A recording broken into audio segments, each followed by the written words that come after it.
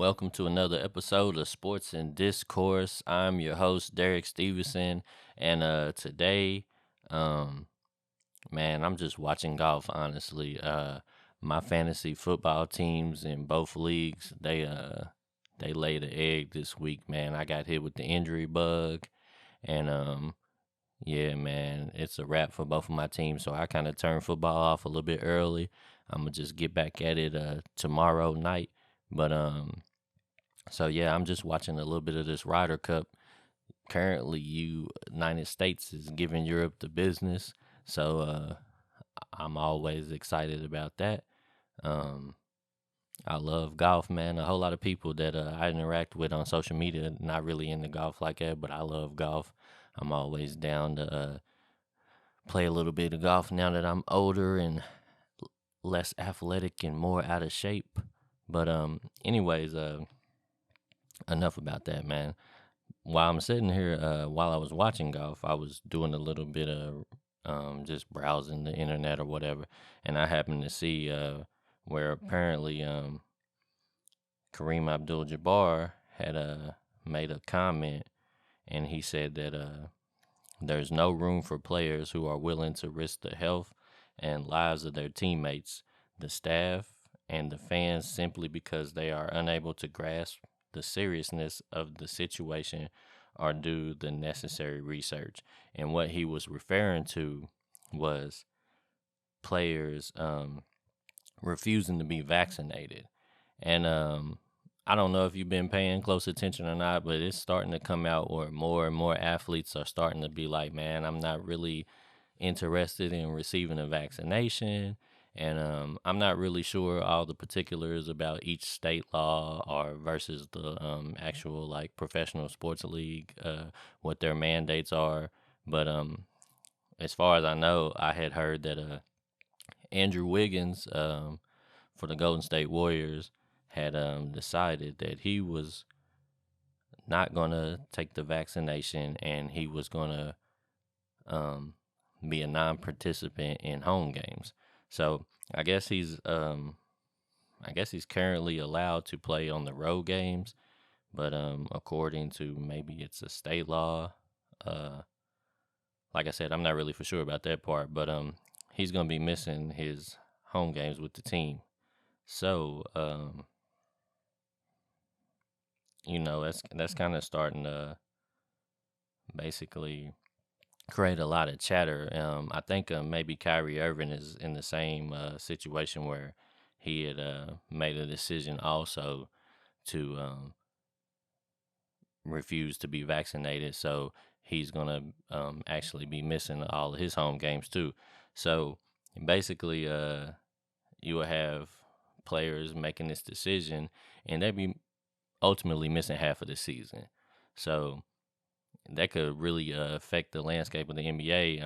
I mean, if you know, you taking Kyrie Irving and automatically guaranteeing that he won't be there for 40 something games, that could really put that team in a weird position. And same with the Golden State Warriors with Andrew Wiggins, man. I mean, I know he's not really, one of the main pieces of that team, but he's a very solid player, and he'll be there to help him on the road. But as far as home games go, you won't see any of these guys participating. And I'm just wondering, is this getting ready to basically start like a domino effect where you're going to see more athletes decide that they just going to sit out games and refuse to be vaccinated? And for me, to be honest with you, um, my personal feelings about it are, I,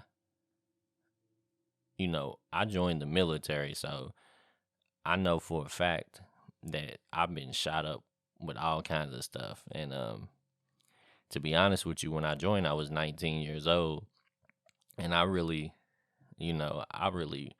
was just kind of living carefree at the time, so I really didn't even worry about things like vaccinations, and even though I was joining the military, I wasn't even really into politics or worrying about the government. I was kind of really just trying to figure out what I was gonna do with my life. So I joined the military, and I remember very vividly just being in a big room with a whole bunch of other new soldiers. We was getting in processed, and it was like a Toyota assembly line, man. We was just in the room. We was in our underwear, and we was just walking through the lines and getting popped with all kinds of stuff, man. And I just remember, it just felt like you just felt like a number, and like the nurses were just like robotic with it, man. They would just grab a syringe out of a bucket, pop you with it, and dump it in the whatever the container they was discarding the syringes in, man. It was crazy. Um, so I definitely know about being mandated to be vaccinated, and me personally, as far as this situation goes with the pandemic, I I kind of just feel like I respect everybody's opinion about it, honestly. Like, I'm cool if there's people that feel like it'll make them feel safer to be vaccinated, or maybe they feel like they're helping out with helping society, doing the right thing, protecting other people. I'm cool with all of that. But I also definitely respect any athlete or any person that decides that they just are gonna just ride it out, and hope their immune system holds up for them, man. Like, I can't knock anybody for whatever the decision they made. And also, I had seen where I think it was a female college football sideline reporter,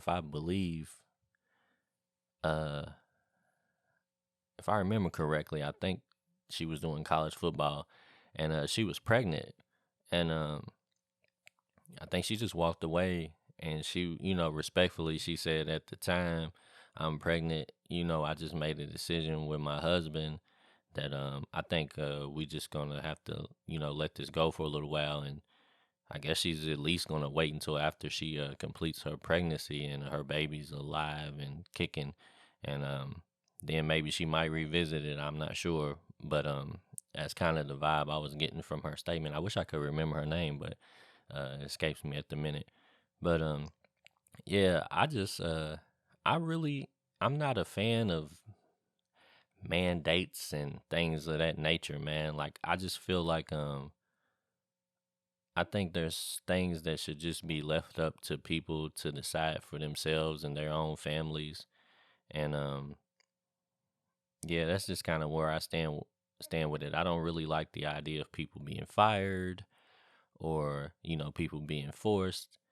And I just kind of I don't know if I completely agree with what old Kareem Abdul-Jabbar, the GOAT, is saying, man. Like, I understand sort of where he feels like, you know if he thinks it's safe, and if he's made a decision for himself, then he probably thinks, well, everybody should do it, because that's, if I feel like it's okay, and I'm good with it, then everybody should be good with it. But honestly, I just feel like you kind of got to respect everybody's opinion, um, because it's so much misinformation going around that it's just kind of hard to really figure out what's really the truth about things, man. I've heard so much different stuff, and so many different results. It's just like, I don't really know if the vaccination is helping people or not.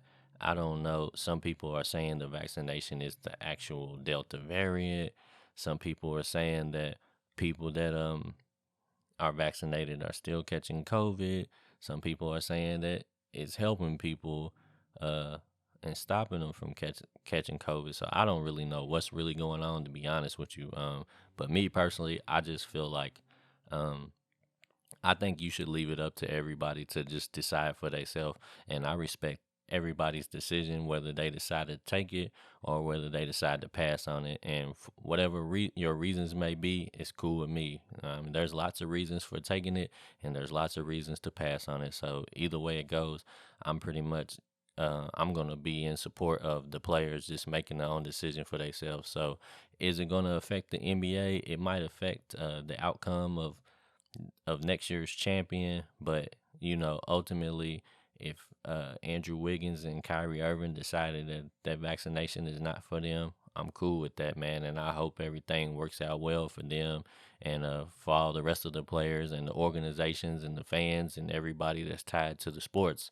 But where do you stand on that? Do you feel like Kareem Abdul-Jabbar is on point with his comments, or do you feel like he's a little out of bounds with that, man? Just let me know whatever y'all think, man, and we'll get back to it next time.